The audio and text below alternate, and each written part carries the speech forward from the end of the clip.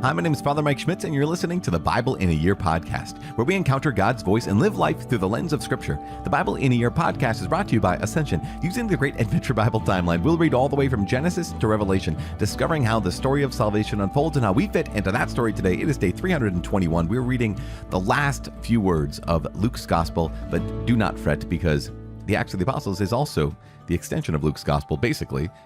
We're reading Luke chapter 22, verses 39 through chapter 24, verse 50, the end of Luke's Gospel. We're also reading Proverbs chapter 26, verses 20 through 23. As always, the Bible translation I'm reading from is the Revised Standard Version, Second Catholic Edition. I'm using the Great Adventure Bible from Ascension. If you want to download your own Bible in a Year reading plan, you can visit ascensionpress.com/Bible in a Year. You can also subscribe to this podcast and receive daily updates and daily episodes. That's all I got for you today. It's day 321, reading Luke chapter 22, verse 39 through chapter 24, verse 50, and Proverbs chapter 26, verses 20 through 23. The Gospel according to Luke, chapter 22, verse 39. Jesus prays on the Mount of Olives. And he came out and went, as was his custom, to the Mount of Olives, and the disciples followed him. And when he came to the place, he said to them, "Pray that you may not enter into temptation." And he withdrew from them about a stone's throw and knelt down and prayed, "Father, if you are willing, remove this chalice from me. Nevertheless, not my will, but yours be done." And there appeared to him an angel from heaven strengthening him. And being in an agony, he prayed more earnestly, and his sweat became like great drops of blood falling down upon the ground. And when he rose from prayer, he came to the disciples and found them sleeping for sorrow. And he said to them, "Why do you sleep? Rise and pray that you may not enter into temptation." The betrayal and arrest of Jesus. While he was still speaking, there came a crowd, and the man called Judas, one of the 12, was leading them. He drew near to Jesus to kiss him, but Jesus said to him, "Judas, would you betray the Son of Man with a kiss?" And when those who were about him saw what would follow, they said, "Lord, shall we strike with the sword?" And one of them struck the slave of the high priest and cut off his right ear.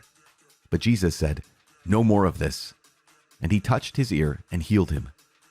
Then Jesus said to the chief priests and captains of the temple and elders who had come out against him, "Have you come out as against a robber with swords and clubs? When I was with you day after day in the temple, you did not lay hands on me.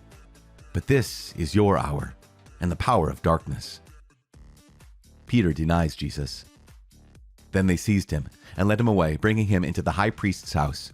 Peter followed at a distance, and when they had kindled a fire in the middle of the courtyard and sat down together, Peter sat among them.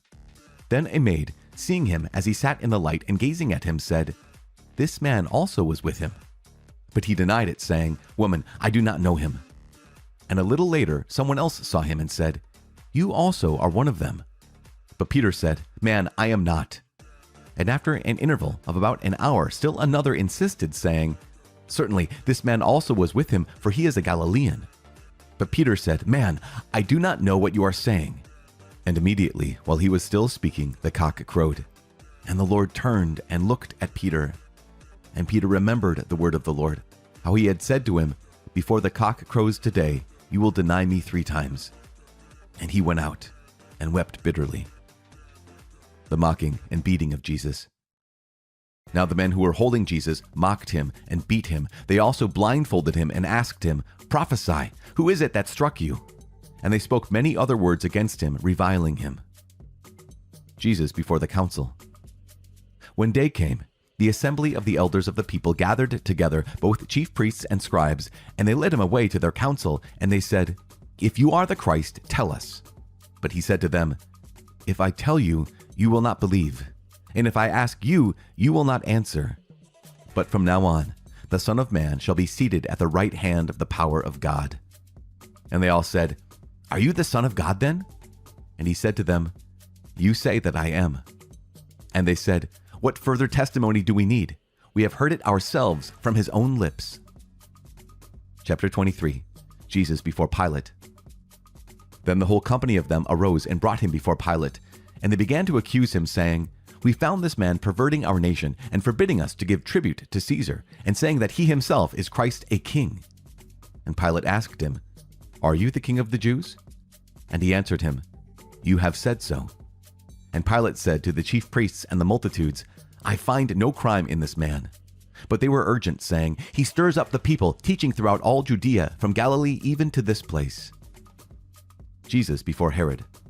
When Pilate heard this, he asked whether the man was a Galilean. And when he learned that he belonged to Herod's jurisdiction, he sent him over to Herod, who was himself in Jerusalem at that time. When Herod saw Jesus, he was very glad, for he had long desired to see him, because he had heard about him, and he was hoping to see some sign done by him. So he questioned him at some length, but he made no answer. The chief priests and the scribes stood by, vehemently accusing him. And Herod with his soldiers treated him with contempt and mocked him. Then clothing him in gorgeous apparel, he sent him back to Pilate. And Herod and Pilate became friends with each other that very day, for before this they had been at enmity with each other. Jesus sentenced to death. Pilate then called together the chief priests and the rulers and the people, and said to them, "You brought me this man as one who was perverting the people. And after examining him before you, behold, I did not find this man guilty of any of your charges against him. Neither did Herod, for he sent him back to us. Behold, nothing deserving death has been done by him. I will therefore chastise him and release him." But they all cried out together, "Away with this man, and release to us Barabbas," a man who had been thrown into prison for an insurrection started in the city and for murder. Pilate addressed them once more, desiring to release Jesus, but they shouted out, "Crucify! Crucify him!" A third time he said to them, "Why? What evil has he done? I have found in him no crime deserving death. I will therefore chastise him and release him." But they were urgent, demanding with loud cries that he should be crucified, and their voices prevailed. So Pilate gave sentence that their demand should be granted. He released the man who had been thrown into prison for insurrection and murder, whom they asked for. But Jesus he delivered up to their will. The crucifixion of Jesus. And as they led him away, they seized one Simon of Cyrene, who was coming in from the country, and laid on him the cross to carry it behind Jesus. And there followed him a great multitude of the people and of women who bewailed and lamented him. But Jesus, turning to them, said, "Daughters of Jerusalem, do not weep for me, but weep for yourselves and for your children. For behold, the days are coming when they will say, 'Blessed are the barren, and the wombs that never bore, and the breasts that never nursed.' Then they will begin to say to the mountains, 'Fall on us,' and to the hills, 'Cover us.' For if they do this when the wood is green, what will happen when it is dry?" 2 others also who were criminals were led away to be put to death with him. And when they came to the place which is called the Skull, there they crucified him and the criminals, one on the right and one on the left.